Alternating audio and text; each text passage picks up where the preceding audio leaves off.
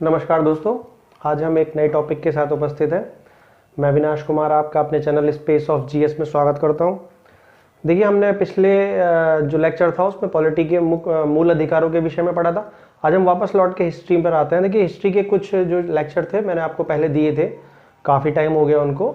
तो आज हम प्राचीन भारत, देखिए प्राचीन भारत एक ऐसा सब्जेक्ट है जिस पर कोई जल्दी से हाथ नहीं डालना चाहता, थोड़ा टफ है। मिडेवल और मॉडर्न तो सब कोई हर कोई पढ़ा देता है, पर जो प्राचीन भारत है वो थोड़ा टफ है, उसमें चीज़ें थोड़ी ज़्यादा उलझी हुई हैं। मैं सबसे पहले अपना थोड़ा परिचय दे देता हूँ। मेरा नाम अविनाश कुमार है और मैं हिस्ट्री से यूजीसी नेट क्वालिफाई हूँ। ठीक है, तो आज हम सिंधु घाटी सभ्यता के विषय में पढ़ेंगे। बहुत ही इंपॉर्टेंट एक टॉपिक है आपके एग्जाम के पॉइंट ऑफ व्यू से, जिसमें भी जो भी वनडे एग्जाम होता है या यूपीपीसीएस या यूपीएससी जो भी एग्जाम होता है, खासकर यूपीपीसीएस और वनडे एग्जामों के लिए, तो यहाँ से 2-4 प्रश्न पूछने की संभावना रहती है। और यूपीपीसीएस पिछले कुछ समय से मिडेवल और मॉडर्न को स्किप कर रहा है, मॉडर्न को स्किप कर रहा है और मिडेवल और प्राचीन भारत से यानी कि एंशिएंट हिस्ट्री से काफ़ी सवाल पूछे जा रहा है। ज़्यादा लंबा लेक्चर नहीं होगा, 15-20 मिनट में मैं कोशिश करूंगा कि आपको सभी जो महत्वपूर्ण जो टॉपिक हैं वो पढ़ा दूं और जो फैक्ट हैं जो जरूरी हैं एग्जाम के पॉइंट ऑफ व्यू से वो भी मैं आपको बता दूं। तो चलिए शुरू करते हैं। टॉपिक है सिंधु घाटी सभ्यता। देखिए, सिंधु घाटी सभ्यता भारत में नहीं बल्कि संपूर्ण विश्व में जन्मी सबसे प्राचीन और सबसे विकसित सभ्यताओं में से एक है। जी हाँ, विकसित सभ्यता थी, यानी कि ईसा से 2500 वर्ष पहले। देखिए, ईसा का मतलब होता है जब ईसा मसीह पैदा हुए थे, उस डेट से जो पिछली डेट्स हैं उनको हम बिफोर क्राइस्ट बोलते हैं, और उसके बाद जो ईसा मसीह के पैदा होने के बाद की जो घटनाएं हैं उसको हम बाद के उसमें रखते हैं। तो ईसा से 2500 ईस्वी पूर्व यानी कि 2000 तो अब हो गए, और 2500 पहले यानी कि ईसा मतलब अब से 4500 वर्ष पूर्व सिंधु घाटी की सभ्यता का जन्म हुआ था। सिंधु घाटी की सभ्यता अपने समय की सबसे विकसित सभ्यता थी और एशिया की ही नहीं परंतु पूरे विश्व की कुछ प्राचीन सभ्यताओं में से एक है। थोड़ा सा इसके विषय में मैं आपको ज्ञान दे देता हूं। देखिए, सिंधु घाटी की जो सभ्यता थी वो आज का जो भारत है और जो पाकिस्तान है वहां पर फैली हुई थी। इसके कुछ एक स्थल, शॉर्तगोई वगैरह जो स्थल हैं, शार्तगोई वगैरह जो स्थल हैं, वो अफगानिस्तान में भी हैं, परंतु जो अफगानिस्तान में बेसिकली इसका प्रसार नहीं था। आज का जो पाकिस्तान है, पाकिस्तान के जो हिस्से हैं जैसे कि पंजाब है, बलूचिस्तान है, सिंध है, और भारत का जो पश्चिमोत्तर हिस्सा है, उत्तर पश्चिमी और पश्चिमोत्तर जो हिस्सा है यानी कि गुजरात, राजस्थान, हरियाणा, पंजाब और जम्मू कश्मीर तक ये सभ्यता फैली हुई थी। इसका अब ये जो मैं आपको कुछ टॉपिक बता रहा हूं सभ्यता के शुरू में ही, इसके विषय में, ये आपके एग्जाम के पॉइंट ऑफ व्यू से बहुत ज्यादा इंपॉर्टेंट है। एसएससी हो चाहे कोई भी एग्जाम हो, उसमें ये क्वेश्चन बहुत आते हैं। ठीक है, तो आप कृपया करके इन क्वेश्चनों पर ध्यान देंगे। इस सिंधु घाटी सभ्यता का जो सबसे उत्तरी स्थल था वो मांडा था, जो कि आज के जम्मू और कश्मीर में चिनाब नदी के किनारे स्थित है। ठीक है, इसका सबसे पश्चिमी जो स्थल था वो सुतका गैंडोर था, जो कि आज के बलूचिस्तान यानी कि पाकिस्तान में स्थित है। इसका सबसे पूर्वी स्थल आलमगीरपुर है, जो हिंडन नदी के किनारे मेरठ में स्थित है। और इसका सबसे दक्षिणी जो हिस्सा था, जो सबसे दक्षिणी शहर था, वो दायमाबाद है, जो आज के महाराष्ट्र में स्थित है। ये सवाल पूछने की गुंजाइश रहती है, सबसे उत्तरी हिस्सा कौन सा है, सबसे पश्चिमी हिस्सा कौन सा है, सबसे पूर्वी हिस्सा कौन सा है और सबसे दक्षिणी हिस्सा कौन सा है। पूर्वी हिस्सा, और इसमें एक तरीके से और सवाल बनता है कि जो पूर्वी हिस्सा है वो किस राज्य में स्थित है भारत के आज, और उत्तरी हिस्सा भारत के किस राज्य में स्थित है, पश्चिमी हिस्सा कहाँ स्थित है, और दक्षिणी हिस्सा भारत के किस राज्य में स्थित है। ठीक है, तो ये आपका एक क्वेश्चन कंप्लीट हो गया। इसके बाद हम इस सभ्यता की शुरुआत करते हैं, कैसे इसकी खोज हुई। देखिए, इसकी खोज सबसे पहले जो एक पुरातत्वविद थे कनिंघम, अंग्रेजों के समय की बात है, 1853 के आसपास की। सबसे पहले एक अंग्रेज अधिकारी ने कनिंघम को एक मोहर दी थी जिसमें के एक सांड का चित्र उकेरा गया था, पर कनिंघम ये समझ नहीं पाए कि ये जो मोहर है इससे एक ऐसी सभ्यता जुड़ी हुई है जो कि विश्व में सबसे ज्यादा प्राचीनतम सभ्यताओं में से एक है। तो इसलिए कनिंघम ने इसके महत्व को बिल्कुल नहीं समझा। उन्होंने सोचा कि कोई रैंडमली ऐसे ही कोई कहीं से सील होगी, ज्यादा पुराना नहीं होगा, 200 400 500 साल पुराना ही होगा, तो इसलिए कनिंघम ने इसके महत्व को नहीं समझा। भारतीय पुरातत्व विभाग के जो महानिदेशक थे सर जॉन मार्शल, उनके निर्देशन पर सन 1921 में दयाराम सहनी ने सबसे पहले हड़प्पा स्थल की खुदाई करनी चालू की, एक्सकेवेशन करना चालू किया।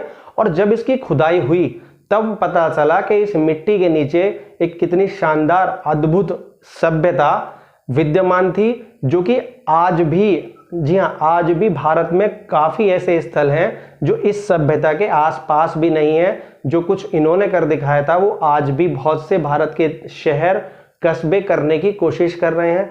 और सबसे मैं हास्यास्पद और एक मज़ेदार बात आपको बताता हूँ कि जब अंग्रेजों ने इस देश में रेल लाइन बिछाने का काम शुरू किया था और जब वो रेल लाइन आज का जो पाकिस्तान है वहाँ पर बिछाई जानी थी, तो यहाँ की जो कुछ हड़प्पा के आसपास और मोहनजोदड़ो के आसपास जो कुछ पकाई गई ईंटें थीं जिससे कि कुछ स्थल बने हुए थे, उन ईंटों का प्रयोग रेल बिछाने के लिए भी कर लिया था। चोर उठा के ले गए थे, लोगों ने अपने घर बनवा लिए थे। तो कहने का मतलब था कि इस सभ्यता को बड़ा छिन्न भिन्न किया गया था, परंतु उसके पश्चात भी जमीन के अंदर से धसी हुई ये सभ्यता निकली और इसने चीख चीख के बताया कि मैं सबसे पुरानी सभ्यताओं में से एक हूँ। इसके समकक्ष मिस्र की सभ्यता थी और इराक की जो सभ्यता थी वो एक सभ्यता थी। ठीक है, तो आज हम सीधे सीधे पॉइंट पर आते हैं और फैक्ट्स के विषय में बात करेंगे। सबसे पहले आते हैं हड़प्पा। देखिए, हड़प्पा की खोज सबसे पहले दयाराम साहनी ने की थी। हड़प्पा कहाँ पर स्थित है? हड़प्पा पंजाब प्रांत में मोंटगोमरी जिले में रावी नदी के बाएं तट पर स्थित है। अब हड़प्पा से महत्वपूर्ण जो चीजें हैं वो क्या प्राप्त हुई है, ये आपके एग्जाम के पॉइंट ऑफ व्यू से बहुत ही इंपॉर्टेंट है।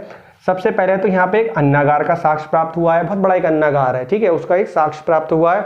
एक कब्रिस्तान है जो कि इस स्थल के दक्षिण में स्थित है। इसको किसका नाम दिया गया है? समाधि R37 का। ऐसे ही एग्जाम में पूछ लेंगे कि समाधि R37 कहाँ से प्राप्त हुई है, और 4 आपको ऑप्शन दे देंगे, मोहनजोदड़ो, हड़प्पा और लोथल या कालीबंगा। तो समाधि R37 जो प्राप्त हुई है वो कहाँ से प्राप्त हुई है? वो प्राप्त हुई है हड़प्पा से। और हाँ, इसमें 6-6 की पंक्तियों में 2 बैरक मिले हैं, जैसे कि बीच में उसके, जैसे कि आज हम जो भवन बनाते हैं ना, बीच में उसकी गैलरी और दोनों साइड में कमरे, इसी तरीके से यहाँ पर कमरे प्राप्त हुए हैं, 6 इस साइड में और 6 इस साइड में, और बीच में क्या मिला है? उसके बीच में गैलरी है। ठीक है, और यहाँ पर मजदूरों के बैरक भी प्राप्त हुए हैं। यानी कि इतना तो है कि ये सभ्यता अपने समय की एक विकसित सभ्यता इसलिए भी थी क्योंकि इसने उत्पादन अधिशेष करना सीख लिया था। जी हाँ, उत्पादन अधिशेष होगा तभी कोई सभ्यता मजदूर वगैरह का प्रयोग कर सकती है। यदि आपके पास में केवल उतना ही है जितने में आप जीवन निर्वाह कर सकते हैं, तो आप मजदूरों का प्रयोग नहीं कर सकते किसी भी काम में। तो कहने का मतलब ये है कि इस सभ्यता ने इतनी विकसित थी उस टाइम पे कि इसने जीवन निर्वाह के अतिरिक्त उत्पादन अधिशेष भी प्राप्त करना शुरू कर दिया था। तो ये तो हड़प्पा के विषय में बात हो गई। आगे हम बात करते हैं मोहनजोदड़ो के विषय में, जो कि यहाँ का यानी कि सिंधु घाटी सभ्यता का सबसे महत्वपूर्ण स्तर है। देखिए, अभी हम स्थलों के विषय में बात कर रहे हैं, जब हम कंक्लूड करेंगे तो हम इस सभ्यताओं की कुछ बेसिक यानी कि जो इसकी विशेषताएं हैं जो कि इस पूरी सभ्यता में फैली हुई थी उसके विषय में हम सबसे लास्ट में बात करेंगे जब हम कंक्लूड करेंगे। ठीक है, आगे हम बात करते हैं मोहनजोदड़ो के विषय में। देखिए, मोहनजोदड़ो जो स्थित है वो सिंध के लरकाना जिले में सिंधु नदी के तट पर स्थित है। ठीक है, इसकी खोज 1922 ईस्वी में रखालदास बनर्जी ने की थी। अब मोहनजोदड़ो यहाँ का सबसे महत्वपूर्ण स्थल है। मोहनजोदड़ो यहाँ का सबसे बड़ा नगर भी है। अब हम जानेंगे कि यहाँ से कौन कौन सी प्रमुख वस्तुएं प्राप्त हुई हैं। देखिए, यहाँ से एक विशाल स्नानागार का साक्ष्य मिलता है। आपने एक मूवी देखी होगी जो इसी नाम से बनी थी, मोहनजोदड़ो के नाम से ही बनी थी, उसमें भी एक स्नानागार दिखाया गया था। हालांकि मूवी वो पूरी फिक्शनल थी, इसलिए उसके विषय में हम ज़्यादा बात नहीं करेंगे। तो यहाँ से एक विशाल स्नानागार का साक्ष्य मिलता है और ये बहुत इंपॉर्टेंट क्वेश्चन है आपके एग्जाम के लिए। ये अक्सर पूछ लिया जाता है कि स्नानागार का साक्ष्य कहाँ से मिलता है। ठीक है, तो स्नानागार का साक्ष्य कहाँ से मिलता है? मोहनजोदड़ो से। आगे बात करते हैं, यहाँ से एक विशाल अन्नागार का साक्ष्य भी मिलता है जो कि मोहनजोदड़ो की सबसे बड़ी इमारत है। तो एग्जाम में ये पूछ लेंगे, क्वेश्चन रख देंगे कि मोहनजोदड़ो की सबसे बड़ी इमारत कौन सी है, तो आपका आंसर होगा यहाँ पे जो विशाल अन्नागार मिला है वो। यहाँ से एक कांसे की नर्तकी भी मिली है, स्तूप टीला मिला है। देखिए, जो स्तूप मिला है ये दरअसल कुषाणों द्वारा यहाँ पर बनवाया गया था, ये सिंधु घाटी सभ्यता का नहीं है। तो आप ये याद रखेंगे तो कि स्तूप कहाँ से मिला है? मोहनजोदड़ो से मिला है। और किसने बनवाया था? कुषाणों ने बनवाया था। सूती कपड़े के साक्ष्य मिले हैं। देखिए, सूती कपड़ा बड़ा इंपॉर्टेंट है। ये PCS से लेके SSC कोई भी ऐसा एग्जाम नहीं है जहाँ पे सूती कपड़ा ना पूछा गया हो। तो आप ये याद रखेंगे कि सूती कपड़ा कहाँ से मिला है? मोहनजोदड़ो से मिला है। पशुपतिनाथ शिव की मूर्ति मिली है। देखिए, यहाँ से पशुपतिनाथ शिव की जो आज हम मूर्ति देखते हैं उस तरह की तो नहीं है, पर एक ऐसी मूर्ति मिली है जो पशुपतिनाथ जो शिव है उससे मेल खाती है। एक मूर्ति मिली है जिसके सर पे सींग है और जो योगी की मुद्रा में बैठा हुआ है। ठीक है, अब पशुपतिनाथ की जो उत्पत्ति बताई जाती है, या जो पशुपतिनाथ यानी कि जो आज के शिव हैं उसके उनके विषय में जो बताया जाता है कि शिव का जो पहली बार उल्लेख हुआ है और जो शिव की मूर्ति मिली है वो सिंधु घाटी सभ्यता से ही मिली है। तो कृपया करके आप ये ध्यान रखें। बाकी जब मैं अभी कंक्लूड करूंगा तो सिंधु घाटी सभ्यता की तुलना वैदिक सभ्यता से भी करा दूंगा, फिलहाल में आप अभी इस पर ही ध्यान दें। तो पशुपतिनाथ की मूर्ति कहाँ से मिली है? मोहनजोदारो से मिली है। ठीक है, सर्वाधिक मोहरे भी कहाँ से मिली है? मोहनजोदाड़ो से मिली है। और देखिए घोड़े के विषय में ये बोला जाता है कि सिंधु घाटी सभ्यता के जो लोग थे वो घोड़े से परिचित नहीं थे और ना ही तलवार से परिचित थे, परंतु मोटा मोटा यहाँ पे घोड़े के दांतों के अवशेष मिले हैं। परंतु कुछ लोग घोड़े की उपस्थिति के विषय में जो कुछ विद्वान हैं वो साफ साफ नकार देते हैं। अब आगे चलते हैं। आगे जो इसका एक महत्वपूर्ण स्थल है वो चहुंदड़ो है, जो कि सिंध में स्थित है। मोहनजोदाड़ो से करीब 80 किलोमीटर दूरी स्थित है। यहाँ की जो चहुंदड़ो की जो खोज की थी वो एमजी मजूमदार ने की थी। चहुंदड़ो के जो लोग थे वो कुशल कारीगर थे। इसकी पुष्टि इस बात से होती है कि यहाँ पर मनके बनाने का कारखाना मिला है। इसके अलावा चहुंदड़ो से वक्राकार ईंटें मिली हैं। देखिए ये दोनों प्रश्न जो है आपके एग्जाम के लिए इंपॉर्टेंट है। और यहाँ पर यानी कि चहुंदड़ो से प्राक हड़प्पा सभ्यता के अवशेष भी मिले हैं। देखिए आप ऐसे समझिए, जब एक छोटा बच्चा एक पैदा होता है तो वो धीरे धीरे होकर ही तो बड़ा होता है, ऐसा तो है नहीं कि कोई जवान ही पैदा होता है। तो जो छोटा बच्चा है वो धीरे धीरे स्वयं को विकसित अवस्था में पहुंचा देता है। तो जो हड़प्पा के जो कुछ स्थल है वहां से प्राक हड़प्पा यानी कि जो हड़प्पा से पूर्ववर्ती कोई वहां पर सभ्यता रही होगी जो कि हड़प्पा के बराबर विकसित नहीं थी, वो भी वहां पर मिलती है। इसके बाद हम चालू करते हैं। देखिए ये जो स्थल है हड़प्पा, मोहनजोदड़ो और चहुंदड़ो, जो मैंने अब तक आपको 3 स्थल बताए, ये सब आज के पाकिस्तान में स्थित हैं। यानी कि बंटवारे से पहले तो यहीं थे, अब जब बंटवारा हुआ तो ये सारे स्थल कहाँ पहुंच गए? पाकिस्तान में। इसके आगे हम चलते हैं लोथल। देखिए लोथल बहुत इंपॉर्टेंट है। लोथल भारत के गुजरात में स्थित है। अहमदाबाद में भोगवा नदी के तट पर लोथल स्थित है। लोथल एक बंदरगाह नगर था। ठीक है, बंदरगाह नगर का मतलब है, देखिए आपको पता तो है गुजरात समुद्र से जुड़ा हुआ है, अरब सागर से गुजरात जुड़ा हुआ है। तो गुजरात की समृद्धि का एक रीजन ये भी है कि ये जो क्षेत्र है गुजरात का, ये प्राचीन समय से ही एक तो बंदरगाह नगर होने के कारण विश्व की जो प्राचीनतम सभ्यताएं थी और जो विश्व के प्राचीन जो व्यापारिक नगर थे उससे जुड़ा हुआ था। खासकर जो अहमदाबाद है वो जुड़ा हुआ था, इसीलिए गुजरात में प्राचीन टाइम से ही बड़ी समृद्धि थी और आज भी वहां पर वो समृद्धि दिखाई देती है। तो जो आज की समृद्धि का जो कुछ कनेक्शन है वो प्राचीन काल से भी है। तो जो अहमदाबाद था यानी कि जो गुजरात था वो प्राचीन समय से ही यानी कि हड़प्पा सभ्यता के समय से ही प्राचीन जो हमारे पश्चिमी देश थे उनके साथ व्यापार से जुड़ा हुआ था। पश्चिमी के साथ साथ में पूर्वी जो देश थे उनसे भी जुड़ा हुआ था। तो बंदरगाह नगर था। तो ऑप्शन में आपसे पूछ लेंगे कि लोथल एक ऑप्शन आपको दे देंगे कि भाई निम्न में से कौन सा हड़प्पा सभ्यता का बंदरगाह नगर था, तो आप आंसर देंगे लोथल, यदि उसमें लोथल ऑप्शन में हुआ। गोदीवाड़ा था, ऑब्वियस सी बात है, जब जहाज यहाँ पे आगे रुकते होंगे तो गोदीवाड़ा डॉकयार्ड तो यहाँ पर हो गई, जहाजों के खड़े होने का स्थान। ठीक है, इसके अतिरिक्त यहाँ पे फारस की मुद्रा भी प्राप्त हुई है। कोई बड़ी बात नहीं, जब व्यापार होता होगा तो मुद्राओं का आदान प्रदान भी होता होगा। हालांकि देखिए सिंधु घाटी सभ्यता की लिपि जो है वो आज तक पढ़ी नहीं गई है, इसलिए इसके विषय में हमें कुछ ज्यादा जानकारी नहीं है कि कहां से क्या व्यापार होता था। ठीक है, कंक्लूडिंग में मैं आपको सारी चीजें वो बता दूंगा। फारस की मुद्रा यहां से प्राप्त हुई है। चावल का साक्ष्य, सबसे प्राचीनतम साक्ष्य कहां से प्राप्त हुआ है? वो यहीं से प्राप्त हुआ है, लोथल से प्राप्त हुआ। ये भी आपके एग्जाम के पॉइंट ऑफ व्यू से बहुत इंपॉर्टेंट है। इसके अलावा यहाँ पर अग्निकुंड के साथ साक्ष्य मिले हैं। देखिए हवन कुंड, जो अग्निकुंड आज भी हमारे यहाँ प्रथा है कि अग्निकुंड हवन कुंड बनाया जाता है, कथा कराई जाती है, हवन कराया जाता है। तो ये हवन कुंड के जो साक्ष्य हैं वो लोथल से भी प्राप्त होते हैं। इसके अतिरिक्त यहाँ पे 3 युगल समाधियां भी मिलती हैं। अब इसमें नहीं जाएंगे किसकी है किसकी नहीं है, बस आप याद रखेंगे एक फैक्ट के रूप में कि यहाँ से 3 युगल समाधियां मिलती हैं। इसके बाद आगे चलेंगे हम कालीबंगा पर। कालीबंगा राजस्थान राजस्थान राज्य के गंगानगर जिले में स्थित है। गंगानगर जो जिला है वो राजस्थान के सबसे ऊपर यानी कि नॉर्थ में स्थित है, पंजाब को टच करता है। इसकी खोज किसने की थी? अमलानंद घोष ने की थी। लोथल की खोज SR राव ने की थी। देखिए सबसे इंपॉर्टेंट, वेरी वेरी इंपॉर्टेंट जो एक सवाल है, जुते हुए खेत का साक्ष्य, ये सारे एग्जामों में घूमता रहता है। PCS से लेके SSC जितने भी पटवारी जितने भी वनडे एग्जाम है, ये सवाल आपको मिल जाएगा। तो जुते हुए खेत का साक्ष्य आपको कहां से मिलता है? कालीबंगा से। तो आगे बढ़ते हैं दोस्तों। देखिए आगे एक स्थल है धौलावीरा। धौलावीरा कहाँ पर स्थित है? गुजरात के कच्छ जिले में स्थित है। और इसकी खोज किसने की थी? RS विश्व ने की थी।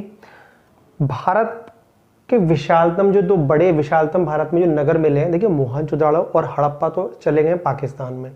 तो जो आज का भारत है, यहाँ पर जो कुछ बड़े नगर मिले हैं उसमें से धौलावीरा भी एक है।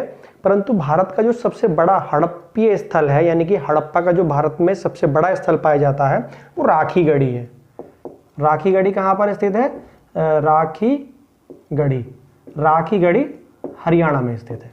धौलावीरा भी बड़ा नगर है, ऐसे पूछेंगे नहीं कभी, पर तभी भी यदि पूछ लें तो सबसे बड़ा नगर राखीगढ़ी है और धौलावीरा भी भारत का एक बड़ा नगर है। ठीक है, 3 भागों में विभाजित। देखिए इसका क्या मतलब है, जो हड़प्पीय नगर हमें प्राप्त हुए हैं वो 2 भागों में विभाजित थे। भागों का मतलब है कि जो उसका पश्चिमी हिस्सा था वो तो दुर्ग था। दुर्ग का मतलब यानी कि सामाजिक विभाजन यहाँ पर मिलता है। दुर्ग में जाहिर सी बात है जो उसका प्रमुख होगा, अब वो राजा होगा, पुरोहित होगा। कुछ लोग ये मानते हैं कि यहाँ पर पुरोहितों का शासन था, परंतु स्पष्ट जो लिपि है उसके अभाव में, जो कि पढ़ी नहीं जा सकी है, उसके अभाव में हम कुछ कह नहीं सकते। तो ये हम मान सकते हैं तो जो पश्चिमी हिस्सा था वो दुर्ग था, जहाँ पे वहाँ के शासक वर्ग रहता था, और जो पूर्वी हिस्सा था वो जो आम आदमी थे उसके लिए था। ज्यादातर नगर इसी को फॉलो करता है, परंतु ये जो नगर था वो 3 भागों में विभाजित था। दुर्ग जो था वो खुद 2 भागों में विभाजित था, और जो उसका एक हिस्सा था, जो पूर्वी हिस्सा था, वो आम जन के लिए था। तो ये बड़ा इंपॉर्टेंट फैक्ट है। कौन सा ऐसा नगर था हड़प्पा सभ्यता का जो 3 भागों में विभाजित था? वो नगर था धौलावीरा। ठीक है, आप ये याद रखेंगे। बनावली हरियाणा में स्थित है, हरियाणा के हिसार में। इसकी खोज भी RS विश्व ने की थी। यहाँ पर एक महत्वपूर्ण चीज है जो आपके एग्जाम के पॉइंट ऑफ व्यू से महत्वपूर्ण है, वो है हल्की आकृति मिलती है हल्की आकृति मिलती है बनावली से। ठीक है, आगे चलते हैं। सुरकोटड़ा। देखिए सुरकोटड़ा गुजरात के कच्छ जिले में स्थित है। इसकी खोज जगतपति जोशी ने की थी। यहाँ पर घोड़े की अस्थियों के अवशेष मिलते हैं।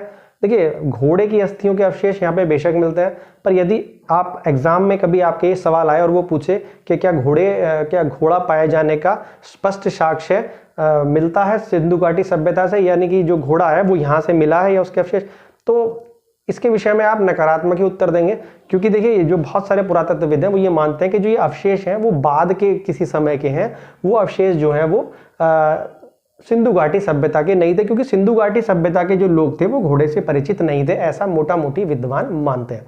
अब हम आगे इसको कंक्लूड करेंगे। कुछ जो इसकी सभी नगरों की जो कुछ विशेषताएं हैं वो मैं आपको अभी बताऊंगा। तो अब हम इस सभ्यता को पढ़कर कंक्लूड करेंगे। देखिए ये जो सभ्यता थी इसके विषय में बड़ा मतभेद है विद्वानों में, कैसे उत्पन्न हुई, कैसे ये खत्म हुई। ठीक है, तो पहले हम इसकी कुछ सामान्य विशेषताओं के बारे में पढ़ते हैं, क्योंकि मैंने आपसे ये बोला था कि ये दुनिया की सबसे विकसित सभ्यताओं में से एक थी।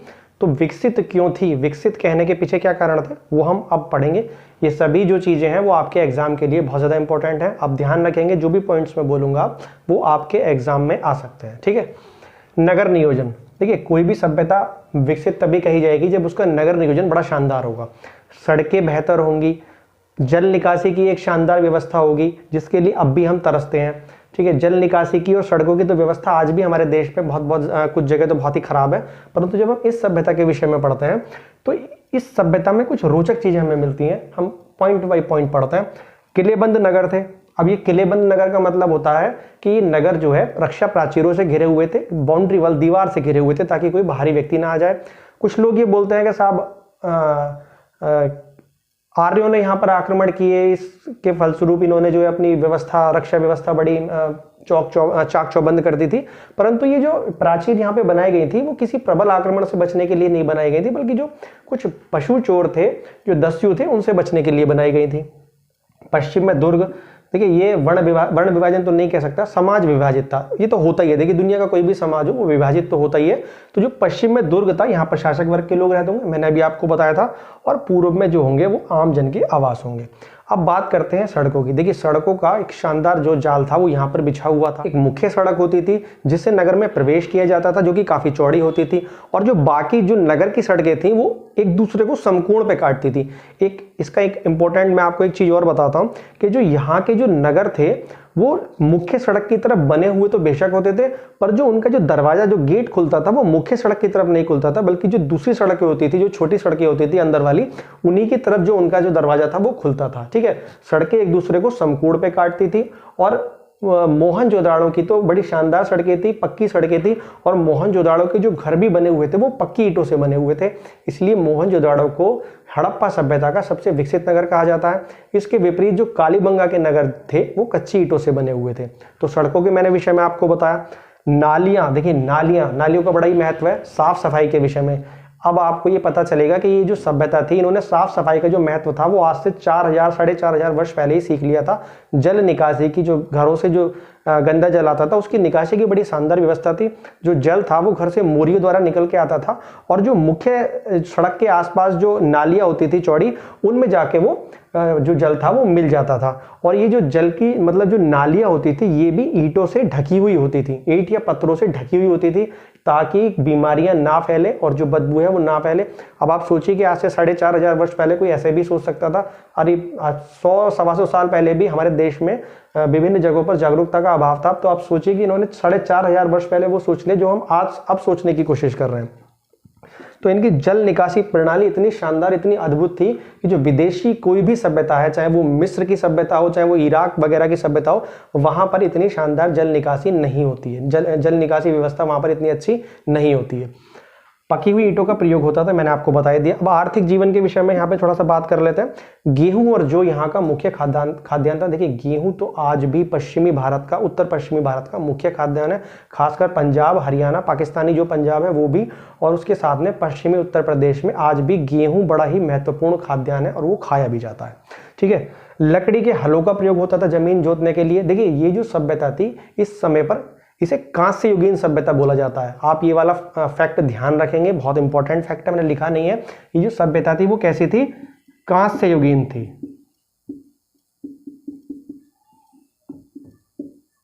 कुछ सभ्यता ताम्र युगीन थी, यहाँ पे तांबे का प्रयोग होता था। और ये सभ्यता कौन सी थी? कांस्य युगीन थी। यहाँ पे लोहा यहाँ पर नहीं पाया जाता है। ठीक है, तो लकड़ी के हलों का प्रयोग होता था जमीन जोतने के लिए। सबसे इंपॉर्टेंट फैक्ट, कपास उपजाने का जो श्रेय है वो सिंधु घाटी सभ्यता के लोगों को ही दिया जाता है। यहीं से यूनानियों ने इसे सीखा और इसे सिंडन नाम दिया, क्योंकि हिंद से आई थी तो वो हिंद को देखिए सीधा तो बोल नहीं पाते थे, इन्होंने इसलिए इसको सिंडन नाम दे दिया। कुबड़ वाला सांड बड़ा महत्वपूर्ण है। कुबड़ वाला सांड, देखिए आज भी भारत में कुबड़ वाले सांड का बड़ा महत्व है। आज भी यदि कुबड़ वाला सांड लोगों के घरों के बाहर आता है तो लोग उसे धार्मिकता की, पूजने की दृष्टि से देखते हैं, उसे रोटियां खिलाते हैं। तो ये हमारी जो भारतीय संस्कृति है वो दरअसल मिला जुला स्वरूप है। वामपंथियों ने बड़ी कोशिश की है कि इसके स्वरूप को भारत में और बाहर से आए लोग थे उनमें बांट दिया जाए, पर हकीकत ये है कि हमारे यहाँ पर 4500 वर्ष पहले ऐसी सभ्यता जन्मी थी जो कि दुनिया में अपना एक इंपॉर्टेंट स्थान रखती थी। ठीक है, तो हमें किसी बाहर के व्यक्ति को अपने आप, मतलब हमें कि बाहर के तुर्क, अफगान या किसी से जोड़ने की हमें खुद को ज़रूरत नहीं है। मैं काफ़ी देखता हूं कि जो कुछ लोग हैं भारत के, वो आज भी खुद को बाहरी लोगों से जोड़कर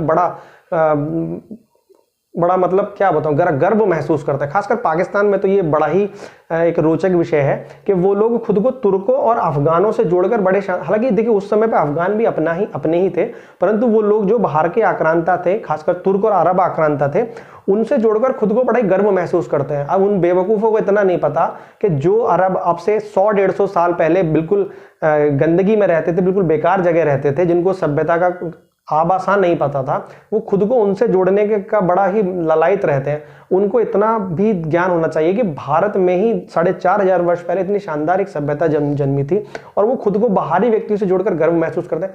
अरे बाहरी व्यक्तियों को हमसे जोड़ना चाहिए, चाहे वो भारतीय हो, चाहे वो पाकिस्तानी हो। सबसे पहले तो हम ये देखें कि हम खुद कितने विकसित थे। ठीक है, तो कपास उपजाने का श्रेय इन्हें ही मिलता है। अब समाज के विषय में बात करते हैं। देखिए समाज जो था यहाँ का मात्र सत्तात्मक था 4500 वर्ष पहले, मात्र सत्तात्मक समाज। आज हमारे देश में पितृ सत्तात्मक समाज है। मात्र सत्तात्मक समाज था 4500 वर्ष पहले। अपने समय से आगे हुई या नहीं हुई। आप यदि आप सोच के देखेंगे कि इतने पुराने जो एक सभ्यता थी वो स्वयं को मात्र सत्तात्मक रूप में रखती थी, तो आप ये सोचिए कि कितनी अद्भुत वो सभ्यता होगी। अब मात्र सत्तात्मक क्यों था? वो इसलिए था क्योंकि यहाँ पे मात्र देवी की मूर्तियां बहुत मिली है जिनकी पूजा की जाती थी ज्यादा। पशुपतिनाथ यानी कि जो शिव है, आद्य शिव है, उनकी भी मूर्ति मिली है, पर जो मात्र देवी हैं उनकी मूर्तियां बड़े भारी संख्या में मिली है। इसलिए कहा जाता है कि ये सभ्यता मात्र सत्तात्मक थी और प्रकृति पूजक ये लोग थे, सूर्य की उपासना करते थे। एक इंटरेस्टिंग फैक्ट बताता हूं, आज का जो स्वास्तिक है, जो स्वास्तिक जो चिन्ह है, जो हमारे जो घरों के बाहर वो लगाया जाता है स्वास्तिक चिन्ह, वो वैदिक सभ्यता या कहीं किसी ग्रंथ से नहीं आया। वो जो स्वास्तिक का जो चिन्ह मिला है वो किसकी देन है? वो हड़प्पा सभ्यता की देन है। तो मैं आपसे शुरू में ही कह रहा था कि जो आज का भारतीय धर्म है वो विभिन्न सभ्यताओं का मिला जुला रूप है, इसलिए इसे वे ऑफ लाइफ, हिंदू जो धर्म है उसे वे ऑफ लाइफ कहा जाता है। इसीलिए कहा जाता है कि ये बहुत सारी सभ्यताओं ने मिलजुल कर 4,500, 5,000, 8,000 वर्षों में इस धर्म की और इस संस्कृति की नींव तैयार की है। तो हमें अपनी सभ्यता और संस्कृति पर गर्व करना चाहिए, ठीक है। इसके साथ यहाँ पे पशुपतिनाथ प्रकृति पूजक मैंने आपको बता दिया। लिपि के विषय में बात करें तो यहाँ की लिपि अब तक पढ़ी नहीं गई है। पिक्टोग्राफ यहाँ की लिपि थी, यानी कि भाव चित्रात्मक। जो देखते हैं ना, वो आज आप व्हाट्सएप पे जो मैसेज भेजते हैं, वो जो भाव जो आपकी जो एक इमोजी होती है उसके मुंह पर जो भाव आते हैं, ये अब पुराने समय में हम जा रहे हैं। तो ये जो यहाँ की जो ये एक क्या बोलते हैं लिपि थी, वो पिक्टोग्राफ थी, भाव चित्रात्मक थी, आज तक पढ़ी नहीं गई है। इसलिए इस सभ्यता के विषय में बहुत ज्यादा हमें और पता नहीं चल पाया। एक्सकेवेशन से जो मिला है, यानी कि खुदाई से जो मिला है, उतना ही हमें पता चल पाया है। तो ये सिंधु घाटी सभ्यता आपकी कंप्लीट हो गई। मुझे नहीं लगता कि इससे बाहर किसी भी वनडे एग्जाम में, यहाँ तक कि पीसीएस में भी कुछ पूछा जाएगा। यदि आप इस वीडियो को देखकर चले जाएंगे तो आपके लिए ये वीडियो संपूर्ण होगा, ठीक है। बड़ी मेहनत से ये वीडियो बनाया गया। यदि आपको ये वीडियो पसंद आए, इसमें बताए गए फैक्ट यदि आपको पसंद आए, तो आप वीडियो को लाइक और सब्सक्राइब जरूर करें, शेयर जरूर करें अपने दोस्तों के साथ में, ताकि उन लोगों तक ये वीडियो पहुंचे जो कि किसी भी एग्जाम की तैयारी कर रहे हैं और उनके पास में कोई बेहतर सोर्स नहीं है। तो ये आपके लिए बहुत ही ज़्यादा उपयोगी वीडियो साबित होगा, ठीक है। तो आज का ये वीडियो यहीं खत्म करते हैं। स्पेस ऑफ जीएस में आज के लिए इतना ही।